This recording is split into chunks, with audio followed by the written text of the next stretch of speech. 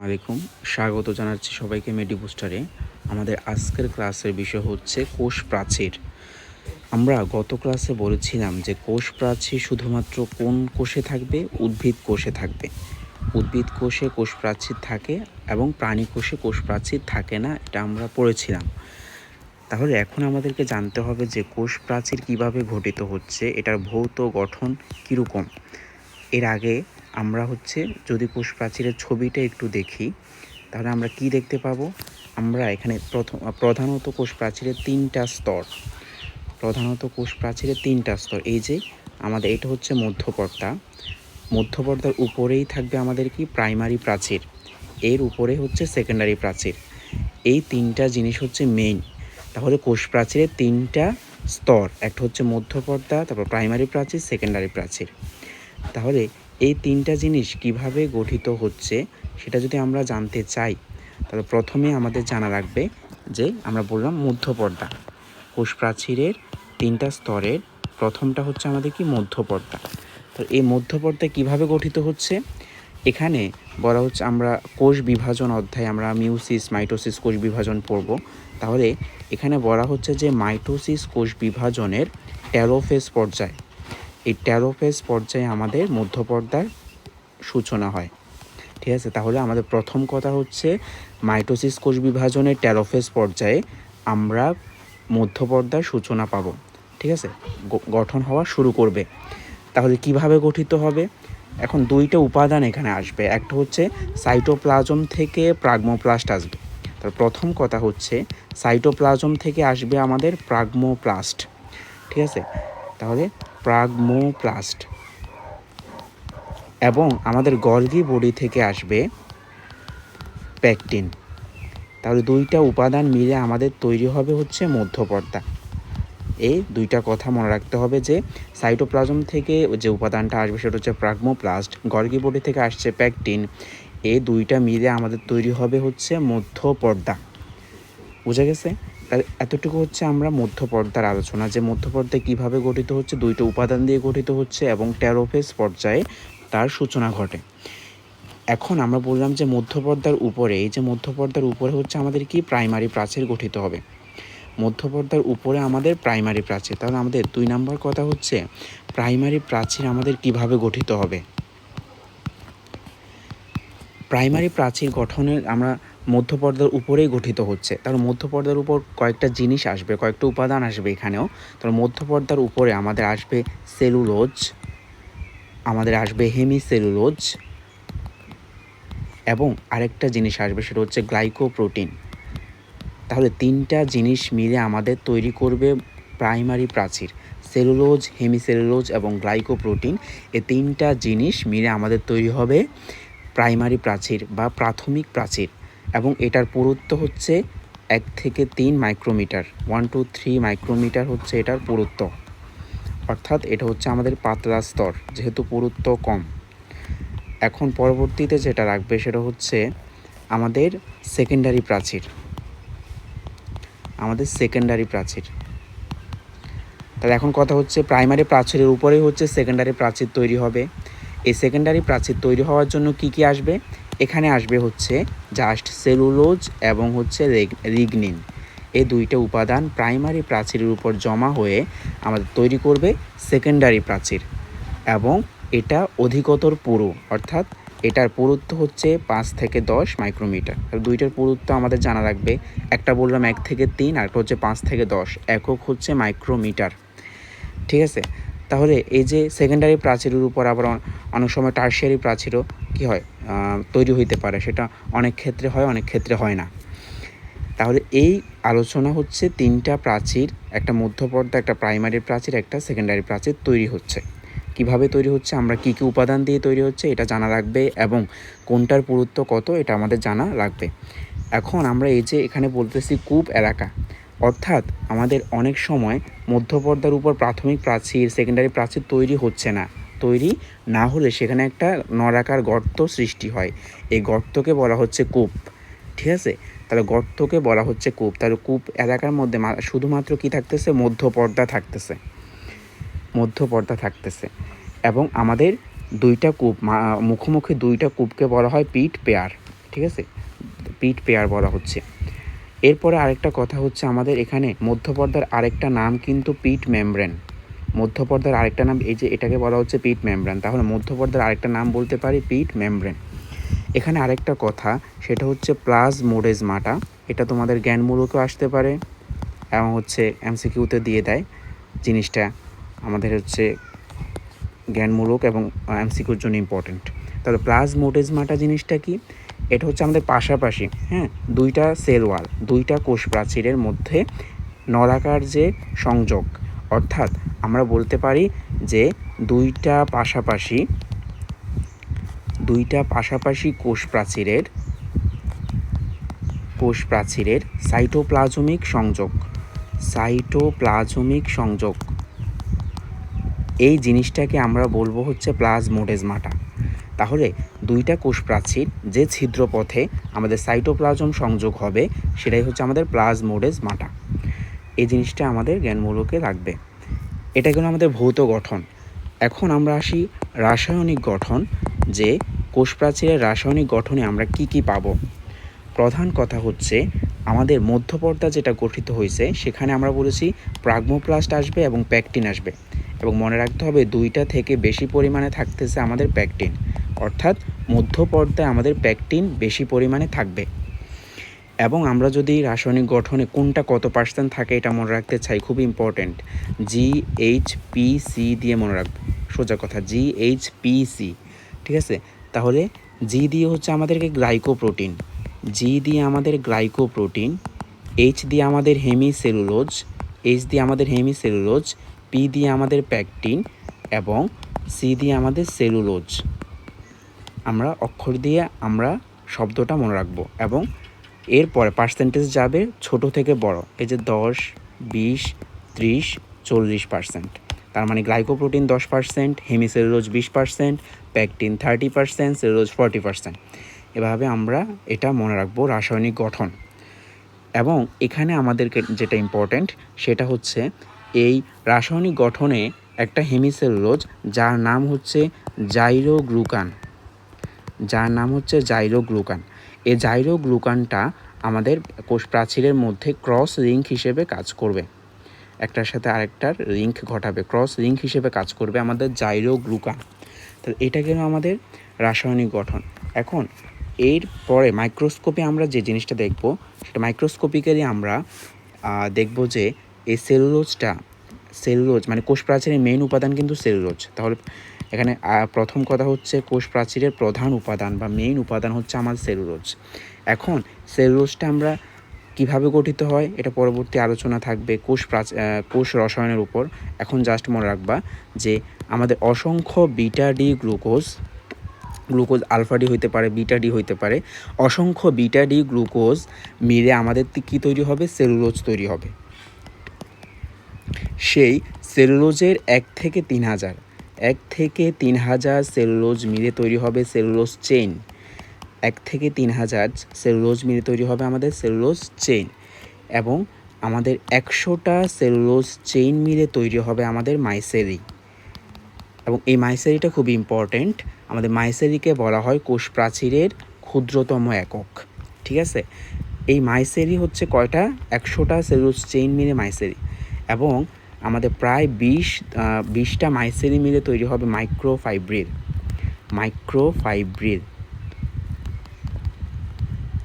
এবং বলা হচ্ছে 250টা মাইক্রোফাইব্রিল মিলে তৈরি হবে আমাদের ম্যাক্রোফাইব্রিল। তাই এই ম্যাক্রোফাইব্রিলটাই পরবর্তীতে কোষ প্রাচীরে কনভার্ট হবে, ঠিক আছে। তাহলে আমাদের এই হচ্ছে আমাদের মাইক্রোস্কোপিক্যালি এই জিনিসটা আমরা এই প্রোচার্ট হিসেবেই মনে রাখবো যে বিটা ডি গ্লুকোজ, অসংখ্য বিটা ডি গ্লুকোজ মিলে সেলুলোজ হচ্ছে, 1 থেকে 3,000টা সেলুলোজ মিলে সেলুলোজ চেইন হচ্ছে, এবং 100টা সেলুলোজ চেইন মিলে হচ্ছে মাইসেরি, 20টা মাইসেরি মিলে হচ্ছে মাইক্রোফাইব্রিল, 250টা মাইক্রোফাইব্রিল মিলে তৈরি হচ্ছে ম্যাক্রোফাইব্রিল, অসংখ্য ম্যাক্রোফাইব্রিল মিলে তৈরি হচ্ছে কোষ প্রাচীর। এই জিনিসটা আমাদের মনে রাখতে হবে। তাহলে এখান থেকে এমসিকিউ যেটা আসতে পারে, কোষ প্রাচীরের ক্ষুদ্রতম একক কোনটি, সেটা আমাদেরকে মনে রাখতে হবে মাইসেরি, ঠিক আছে। কোষ প্রাচীরের ক্ষুদ্রতম একক হচ্ছে আমাদের মাইসেরি, এই জিনিসটা আমাদের মনে রাখতে হবে। তাহলে এটা গেল আমাদের মাইক্রোস্কোপিক্যালি যে গঠন আমরা পড়ে ফেলছি, ভৌত গঠন, রাসায়নিক গঠন এবং মাইক্রোস্কোপিক গঠন। এরপরে আসো আমরা কাজ আমাদের জানতে হবে। তাহলে কোষ প্রাচীর বাইরের যে আবরণটা একটা বস্তুকে ঢেকে রাখতেছে, তাহলে কি করতেছে, মানে সুরক্ষা দিবে, আকৃতি প্রদান করবে, শক্তি দিবে, শোষণ করবে কোনো কিছু বাইরে থেকে, পরিবহন করাবে, কোনো একটা কোষ থেকে আরেকটা কোষকে পৃথক করাবে। তাহলে কোষ প্রাচীরের কাজ আমাদের যাতে কনফিউশন না হয় আমরা মনে রাখবো আশাপ্রদ দিয়ে।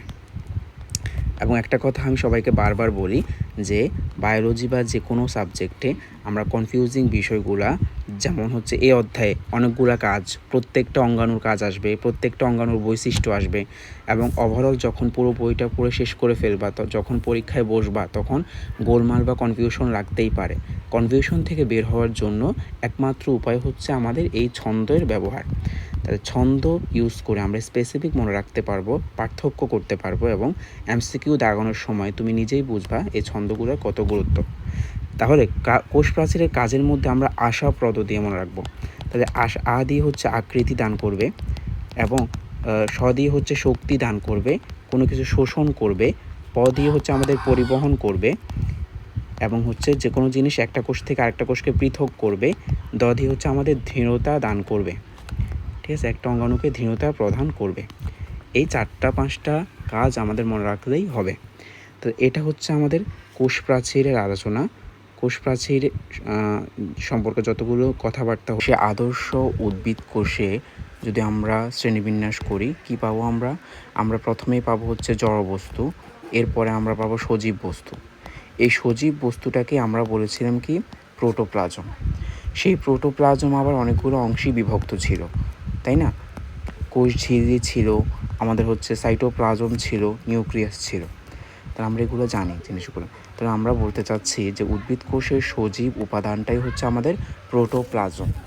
ঠিক আছে, তাহলে প্রোটোপ্লাজমের মধ্যে আমাদের জিনিসগুলো জানতে হবে। প্রথমেই জানতে হবে যে প্রোটোপ্লাজম শব্দটা সর্বপ্রথম ব্যবহার করেন কোন বিজ্ঞানী, সেটা হচ্ছে আমাদের পারকিনজে। ঠিক আছে, পারকিনজে এই বিজ্ঞানী সর্বপ্রথম প্রোটোপ্লাজম শব্দটা ব্যবহার করেন। সর্বপ্রথম প্রোটোপ্লাজম শব্দটা ব্যবহার করে বিজ্ঞানী পারকিনজে। প্রোটোপ্লাজম সম্পর্কে গুরুত্বপূর্ণ কথা হচ্ছে জীবনের ভৌত ভিত্তি বলা হয় প্রোটোপ্লাজমকে। তাহলে প্রোটোপ্লাজম হচ্ছে জীবনের ভৌত ভিত্তি, এই জিনিসটা আমাদেরকে জানতে হবে। তাছাড়া আমাদের এই যে কেন বলা হচ্ছে, কারণ এই প্রোটোপ্লাজমের মধ্যেই দেহের সকল জৈবিক কার্যাবলী সম্পন্ন হচ্ছে। প্রোটোপ্লাজমের মধ্যে সকল জৈবিক কার্যাবলী সম্পন্ন হচ্ছে, এজন্য বলা হচ্ছে প্রোটোপ্লাজম জীবনের ভৌত ভিত্তি। এবং আমাদের মনে রাখতে হবে যে প্রোটোপ্লাজমের মধ্যে শতকরা 70-90% পানি থাকে। তাহলে প্রোটোপ্লাজমের মধ্যে 70-90% পানি থাকতেছে। ঠিক আছে, আমরা জানি পানির অপর নাম জীবন। তাহলে পানি নিয়ে একটা কথা হচ্ছে ফ্লুইড অফ লাইফ। ঠিক আছে, ফ্লুইড অফ লাইফ বলা হয় পানিকে। তাহলে এটা কিন্তু অনেককে প্রোটোপ্লাজম দাগায় দেয় এমসিকিউতে, এই ভুল করা যাবে না। ফ্লুইড অফ লাইফ, ফ্লুইড মানেই হচ্ছে আমরা পানি, এভাবে মনে রাখবো। ফ্লুইড মানেই পানি, তাহলে ফ্লুইড অফ লাইফ হচ্ছে পানি। এখন আমরা প্রোটোপ্লাজম নিয়ে কথাবার্তা বলতেছি। প্রোটোপ্লাজমের ভৌত বৈশিষ্ট্য নিয়ে যখন আলোচনা হবে, আমরা ভৌত বৈশিষ্ট্য অনেকগুলো আসতে পারে, তাহলে অনেকগুলোকে আমরা একসাথে করে মনে রাখবো যাতে মনে থাকে, কনফিউশন যাতে না হয়। আমরা মনে রাখবো আজব দিক। তাহলে প্রোটোপ্লাজমের ভৌত বৈশিষ্ট্য আজব দিক দিয়ে মনে রাখবো। তাহলে আদি হচ্ছে প্রথমেই অর্ধস্বচ্ছ, তাহলে প্রোটোপ্লাজম হচ্ছে অর্ধস্বচ্ছ, এরপর হচ্ছে অর্ধ তরল, এবং আদি হচ্ছে আঠালো। এই 3টা বৈশিষ্ট্য আ দিয়ে চলে আসছে। ঠিক আছে, এরপর বর্গীয় জ দিয়ে আমরা মনে রাখবো জেলি ন্যায়। প্রোটোপ্লাজমে জেলি ন্যায় থকথকে পদার্থ থাকে। এবং আমাদের ব দিয়ে হচ্ছে বর্ণহীন, প্রোটোপ্লাজম বর্ণহীন। এবং দ দিয়ে হচ্ছে দানাদার, ক দিয়ে হচ্ছে কলয়েডাল। তাহলে আমাদের এই জিনিসগুলা অর্ধস্বচ্ছ, অর্ধতরল, আঠালো, জেলির ন্যায়, বর্ণহীন, দানাদার, কলয়েডাল, এই জিনিসগুলো হচ্ছে প্রোটোপ্লাজমের ভৌত বৈশিষ্ট্যের মধ্যে পড়তেছে, আমরা ভালোভাবে মনে রাখবো। ঠিক আছে, তাহলে আমাদের এখন যেটা জানতে হবে এখানে, প্রোটোপ্লাজম জিনিসটা কিন্তু কখনো স্থির থাকে না, এটা চলন। প্রোটোপ্লাজমের চলন রয়েছে, এটা মুভমেন্ট করে। ঠিক আছে, প্রোটোপ্লাজম মুভেবল, এটার মুভমেন্ট রয়েছে। তাহলে এটার কী মুভমেন্ট রয়েছে? প্রোটোপ্লাজমের যে চরণ, এই চরণকে আমরা বলবো হচ্ছে সাইক্লোসিস। তাহলে প্রোটোপ্লাজমের চরণকে বলা হচ্ছে সাইক্লোসিস বা বাংলা নাম হচ্ছে আবর্তন। এবং এটা হচ্ছে দুই ধরনের, একটা হচ্ছে একমুখী আবর্তন আর একটা হচ্ছে বহুমুখী আবর্তন। অর্থাৎ আমাদের কোষ প্রাচীরের একটা নির্দিষ্ট পথে যদি সেটা ঘুরতে থাকে তাহলে আমরা তাকে বলবো একমুখী আবর্তন। তাহলে উদাহরণ হিসেবে আমাদেরকে জানতে হবে যে পাতা ঝাঁঝির যে আবর্তন, পাতা ঝাঁঝির কোষস্থ যে প্রোটোপ্লাজম, সেটা আবর্তন হচ্ছে আমাদের কি একমুখী আবর্তন। এরপর আমাদের বহুমুখী আবর্তনের মধ্যে, অর্থাৎ এটা আমাদের একটা নির্দিষ্ট কেন্দ্রকে পয়েন্টকে কেন্দ্র করে ঘুরতে থাকবে, ঠিক আছে, ঘুরতে থাকবে, তাই এটা হচ্ছে বহুমুখী। তাহলে এটাকে আমরা মনে রাখবো হচ্ছে ট্রাডেসেনশিয়া।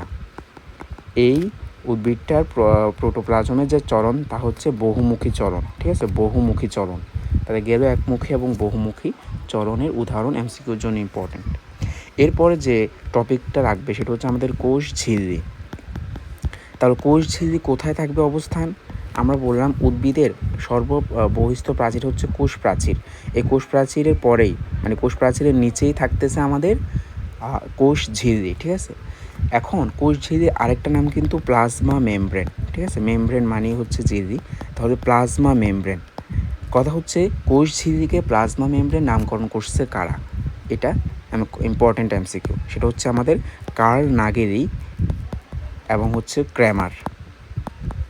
এই দুইজন বিজ্ঞানী মিলে প্রোটোপ্লাজমকে প্লাজমা মেমব্রেন নামকরণ করছে, এটা আমাদের জানতে হবে। কার্ল নাগেলি এবং হচ্ছে ক্র্যামার। তাহলে কোষ ঝিল্লি নিয়ে আমাদের ইম্পর্টেন্ট টপিক হচ্ছে আমাদের কোষ ঝিল্লির যে মডেলগুলা, বিভিন্ন বিজ্ঞানী বিভিন্ন মডেল দিছে। আমাদের সর্বজন স্বীকৃত বা সবচেয়ে গ্রহণীয় মডেল হচ্ছে আমাদের ফ্লুইড মোজাইক মডেল। সবচেয়ে গ্রহণীয় মডেল হচ্ছে আমাদের ফ্লুইড মোজাইক মডেল। এবং এই ফ্লুইড মোজাইক মডেল কোন বিজ্ঞানী দিছে? আমাদের সিঙ্গার এবং নিকলসন, ঠিক আছে। সিঙ্গার এবং নিকলসন, এই দুইজন বিজ্ঞানী মিলে আমাদের ফ্লুইড মোজাইক মডেল আবিষ্কার করছে। এবং সাল সহ মনে রাখতে হবে 1972 সালে। এছাড়া অন্যান্য মডেল আছে আমাদের, সিঙ্গার্স মডেল, রবার্টসনের ইউনিট মেমব্রেন মডেল। আমরা এগুলা মনে না রাখলেও চলবে, বাট এটা অবশ্যই মনে রাখতে হবে। সাথে আরেকটা ইম্পর্টেন্ট, সেটা হচ্ছে আমরা মনে রাখবো স্যান্ডউইচ মডেল। আমরা SDD দিয়ে মনে রাখবো, এস দিয়ে হচ্ছে আমাদের স্যান্ডউইচ, অর্থাৎ স্যান্ডউইচ মডেলকে আমরা বোঝাচ্ছি। এস হচ্ছে স্যান্ডউইচ মডেল, DD দুজন বিজ্ঞানীর নাম আসবে, একটা হচ্ছে ড্যানিয়েলি আর একটা হচ্ছে ড্যাপসন। তাহলে DD হচ্ছে আমাদের কি ড্যানিয়েলি, এবং আরেকটা DD হচ্ছে আমাদের ড্যাপসন। তাহলে SDD দিয়ে মনে রাখবো ড্যানিয়েলি এবং ড্যাপসন স্যান্ডউইচ মডেলের আবিষ্কারক, ঠিক আছে। আর ফ্লুইড মোজাইক মডেলের আবিষ্কারক সিঙ্গার এবং নিকলসন। আমরা এখন এই যে সিকিউর জন্য খুবই ইম্পর্টেন্ট যে ফ্লুইড মোজাইক মডেলের ব্যাখ্যা, কোষ ঝিল্লির ফ্লুইড মোজাইক মডেলের ব্যাখ্যা, এটা কিন্তু সিকিউতে বারবার আসছে, আমাদের মনে রাখতে হবে।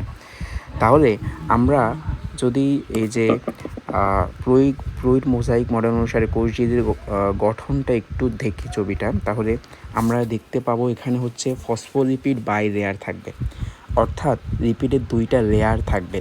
প্রত্যেকটা ফসফোলিপিডে আমাদের গ্লিসারল থাকবে, গ্লিসারলের সাথে আমাদের ফ্যাটি অ্যাসিড থাকবে। তাহলে আমরা যদি একটু বেসিক আলোচনা করি, দেখো এই যে একটা লেয়ার, এই যে আরেকটা লেয়ার, এখানে আমাদের যে হেডগুলো, এগুলোকে বলা হয় হেড, এবং হচ্ছে প্লাজেলার মতো এগুলোকে বলা হয় টেইল। তাহলে এই ফসফেট হেড, এই হেডকে আমরা বলবো পানিগ্রাহী, ঠিক আছে, পানিগ্রাহী। তাহলে পানিগ্রাহী, আর আমাদের যে টেইল আছে সেটাকে বলবো হচ্ছে পানি বিকর্ষী। তাহলে একটা পানিকে আকর্ষণ করবে আর একটা পানিকে বিকর্ষণ করবে। তাহলে পানি বিকর্ষী আর পানি আকর্ষী, একটা হচ্ছে হাইড্রোফিলিক, ইংলিশ নামটা মনে রাখতে হবে হাইড্রোফিলিক, আর একটা হচ্ছে হাইড্রোফোবিক। ফোবিয়া মানে হচ্ছে বিকর্ষণ করবে, ঠিক আছে। তাহলে এইটা হচ্ছে আমাদের ফসফোলিপিড বাইলেয়ারের, একটা পানি বিকর্ষী একটা পানি আকর্ষী। তাহলে টেইল যেটা, লেজ যেটা, সেটা হচ্ছে পানি বিকর্ষী, আর হেড যেটা সেটা পানি আকর্ষী। এই দুইটা কথা গেল। এরপরে আমরা এখানে কিন্তু আমাদের কি থাকবে? প্রোটিন থাকবে। এই যে দেখতেছো এটা হচ্ছে ইন্টিগ্রাল প্রোটিন, সবচেয়ে বড় প্রোটিন। এরপর ফেরিফেরাল মানে বাইরের দিকে যেটা থাকে সেটাকে বলা হয় ফেরিফেরাল প্রোটিন, ঠিক আছে। এরপরে থাকতেছে গ্লাইকোপ্রোটিন, কোলেস্টেরল এবং হচ্ছে আমাদের রিপিড সম্পৃক্ত প্রোটিন। আমরা একে একে সব কিছু বিস্তারিত পড়বো। আমরা ছবিটা দেখে নিলাম যাতে পরবর্তীতে আমরা সব কিছু বুঝতে সুবিধা হয়। আমরা বলেছিলাম ফসফোলিপিড বাইলেয়ার থাকে, তাহলে কোষঝিল্লির প্রথম যে উপাদান সেটা হচ্ছে ফসফোলিপিড বাইলেয়ার থাকবে। ফসফোলিপিড বাইলেয়ার মানে হচ্ছে দ্বিস্তর, দুইটা লেয়ার। এবং আমাদের মনে রাখতে হবে এখানে এই মেমব্রেনে আমাদের 40% রিপিড থাকতেছে 40% এবং 60% থাকতেছে আমাদের প্রোটিন। খুবই ইম্পর্টেন্ট, আমাদের প্লাজমা মেমব্রেনে 40% হচ্ছে রিপিড, 60% হচ্ছে আমাদের প্রোটিন। এই প্রোটিনের মধ্যে আমাদের 3 প্রকারভেদ। তাহলে আমাদের মেমব্রেন প্রোটিন, এই প্লাজমা মেমব্রেনের যে প্রোটিন সেটা 3 প্রকার। কি আমরা IPL দিয়ে মনে রাখবো। আই দিয়ে হচ্ছে আমাদের ইন্টিগ্রাল প্রোটিন, ঠিক আছে। পি দিয়ে আমাদের ফেরিফেরাল প্রোটিন, এবং এল দিয়ে হচ্ছে আমাদের রিপিড সম্পৃক্ত প্রোটিন। আমরা ছবিতে দেখেছিলাম রিপিড সম্পৃক্ত প্রোটিন, ঠিক আছে। তাহলে 3 প্রকার, একটা হচ্ছে ইন্টিগ্রাল প্রোটিন, ফেরিফেরাল প্রোটিন, এল দিয়ে হচ্ছে রিপিড সম্পৃক্ত প্রোটিন। তাহলে এই যে প্রোটিনগুলোর কী কাজ? প্রোটিনগুলো কিন্তু এই যে কোষঝিল্লির প্রোটিনগুলো আমাদের রিসেপ্টর হিসেবে কাজ করবে, এবং এগুলো আমাদের হরমোন, নিউরোট্রান্সমিটার এগুলোর জন্য রিসেপ্টর হিসেবে কাজ করবে। আয়ন চ্যানেল হিসেবে কাজ করবে, অর্থাৎ আয়নের যাতায়াত, আয়ন বাইর হবে নাকি ভিতরে ঢুকবে সেই আয়ন চ্যানেল হিসেবে কাজ করবে। এবং আমাদের এনজাইম হিসেবে কাজ করবে, জৈবিক বিক্রিয়ার গতি বাড়াবে বা গতি কমাবে। এটা হচ্ছে আমাদের কোষ ঝিল্লির যে প্রোটিন রয়েছে সেই প্রোটিনগুলোর কাজ। এখন আমরা বলেছিলাম যে আমরা ছবিতে দেখাছিলাম যে গ্লাইকোপ্রোটিন থাকতেছে, এই যে গ্লাইকোপ্রোটিন, ঠিক আছে। এবং গ্লাইকোপ্রোটিনের সাথে আমাদের গ্লাইকোলিপিড যুক্ত হয়ে আমাদের হবে গ্লাইকোক্যালিক্স, ঠিক আছে। তাহলে এখানে গুরুত্বপূর্ণ কথা আবার আসতেছে, গ্লাইকোক্যালিক্স। তাহলে গ্লাইকোক্যালিক্স যদি কাকে বলে জ্ঞানমূলকে আসে, আমরা কি লিখব? আমরা লিখব যে গ্লাইকোপ্রোটিন এবং গ্লাইকোলিপিড এই দুইটা মিলিতভাবে গ্লাইকোক্যালিক্স গঠন করে, ঠিক আছে। এছাড়াও আমাদের আরেকটা উপাদান থাকবে, সেটা হচ্ছে কোলেস্টেরল। তাহলে আমাদের কোষ ঝিল্লিতে আরেকটা উপাদান থাকবে, সেটা হচ্ছে কোলেস্টেরল আমাদের কোন জাতীয় পদার্থ? এটা কিন্তু লিপিড জাতীয় পদার্থ। আমাদের কোলেস্টেরল হচ্ছে লিপিড জাতীয় পদার্থ। এই যে দেখো আমাদের ফাঁকে ফাঁকে কোলেস্টেরল থাকবে, এই যে আমাদের হেডগুলার ফাঁকে ফাঁকে কোলেস্টেরল থাকবে, এখানে আরেকটা কোলেস্টেরল, এভাবে কোলেস্টেরল দেখানো হয়েছে, আর দেখানো হয় নাই। আমাদের এই কোলেস্টেরল অণুগুলো থাকবে ফসফেট হেডের মাঝে। তার কোলেস্টেরলগুলার কথাবার্তা যদি আমরা আসি, এখানে কিন্তু আমাদের হাইড্রক্সিল গ্রুপ থাকবে যেটা পানিগ্রাহী, ঠিক আছে। তার কোলেস্টেরলের যে OH গ্রুপ সেটা কিন্তু পানিগ্রাহী, মানে পানিকে আকর্ষণ করবে। এখন আমাদের যেটা জানতে হবে যে এখানে এই যে দুই দিকের যে দুইটা লেয়ারে যে আমাদের ফসফেট টেইলগুলো আছে, লেজগুলো আছে, এই লেজগুলো হচ্ছে ভাসমান শৈলের মতো কাজ করে। অর্থাৎ সমুদ্রে আমাদের যে নিম্নতলে যে অনেকগুলা উপাদান থাকে, অনেকগুলা উদ্ভিদ থাকে যেগুলো হচ্ছে প্লাজার মতো নড়াচড়া করে, সেগুলোর সাথে তুলনা করছে বিজ্ঞানীরা যে প্রোটিনের এরকম বিন্যাসকে আমরা হিম শৈলের সাথে তুলনা করছে। এবং এগুলার যে আমাদের ঘুরতে থাকে বা হচ্ছে মুভমেন্ট করতে থাকে, এই মুভমেন্টকে বলা হচ্ছে ফ্রি ফ্লো মুভমেন্ট। তাহলে আমাদের এই মুভমেন্টকে বলা হচ্ছে ফ্রি ফ্লো মুভমেন্ট, এটা আমাদের জানতে হবে। তাহলে ফ্রি ফ্লো মুভমেন্ট কোথায় দেখা যায়? সেটা হচ্ছে কোষ ঝিল্লিতে দেখা যায়, ঠিক আছে। তাহলে এটাতে হচ্ছে কি বলবো আমরা, লিপিড অণুগুলা, আমাদের যে লিপিড অণু সেটা ঝিল্লির একই স্তরে বারবার স্থান পরিবর্তন করে ঘুরতে থাকে, অক্ষ বরাবর ঘুরতে থাকে, এটাকেই বলা হচ্ছে ফ্রি ফ্লো মুভমেন্ট, ঠিক আছে। এখন আমরা বললাম যে ফসফোলিপিড বাইলেয়ার থাকে, সে ফসফোলিপিড বাইলেয়ারের মধ্যে প্রধান যে ফসফোলিপিডটা হচ্ছে সেটা হচ্ছে আমাদের লেসিথিন। তাহলে MCQ কোশ্চেন যে আমাদের কোষঝিল্লির প্রধান ফসফোলিপিড হচ্ছে লেসিথিন, ঠিক আছে। এবং কোষঝিল্লির শুষ্ক ওজনের, আরেকটা কথা, কোষঝিল্লির শুষ্ক ওজনের আমাদের 75%ই হচ্ছে আমাদের লিপিড। কোষঝিল্লির শুষ্ক ওজনের 75% হচ্ছে আমাদের লিপিড, এটা আমাদের জানতে হবে। তাহলে এটা গেল আমাদের এই যে কোষঝিল্লির স্ট্রাকচারাল ফর্ম, কী দিয়ে গঠিত, কোনটা কতটুকু থাকে, ঠিক আছে। এবং সিকিউতে অবশ্যই ছবিটা আঁকতে হবে, ছবিটা প্র্যাকটিস করতে হবে। আমরা যদি কোষঝিল্লির কাজের মধ্যে যাই, এটা কিন্তু ওই যে কোষ প্রাচীরের নিচে থাকে, তার মানে কোষীয় সব বস্তুকে এটা কী থাকবে, ঘিরে রাখবে এবং এটাও স্থানান্তর করবে। আমরা বললাম প্রোটিনগুলো এনজাইম হিসেবে কাজ করে, রিসেপ্টর হিসেবে কাজ করে। এখানে এমসিকিউর জন্য যে ইম্পর্ট্যান্ট কথা সেটা হচ্ছে আমাদের কোষঝিল্লি তথ্যের ভিত্তি হিসেবে কাজ করে, কোষঝিল্লি তথ্যের ভিত্তি হিসেবে কাজ করবে, ইনফরমেশান সোর্স হিসেবে কাজ করবে। এছাড়া এটা আমাদের স্নায়ু উদ্দীপনা সংবহন করবে, স্নায়ু উদ্দীপনা পাঠাবে, সংবহন করবে। এছাড়াও আমাদের যেটা মনে রাখতে হবে, কোষঝিল্লি ফ্যাগোসাইটোসিস এবং ফিনোসাইটোসিস, এগুলো নিয়ে বিস্তারিত পড়ানো হবে। ফিনোসাইটোসিস এই দুইটা প্রক্রিয়ায় তরল বস্তু গ্রহণ করে, ঠিক আছে, অন্য বস্তুকে খেয়ে ফেলা, গ্রহণ করা, সেটা হচ্ছে আমার ফ্যাগোসাইটোসিস এবং ফিনোসাইটোসিস। এই দুইটা প্রক্রিয়া কোষঝিল্লি ঘটাবে। এটা হচ্ছে মোটামুটি কোষঝিল্লি নিয়ে আলোচনা। ধন্যবাদ সবাইকে।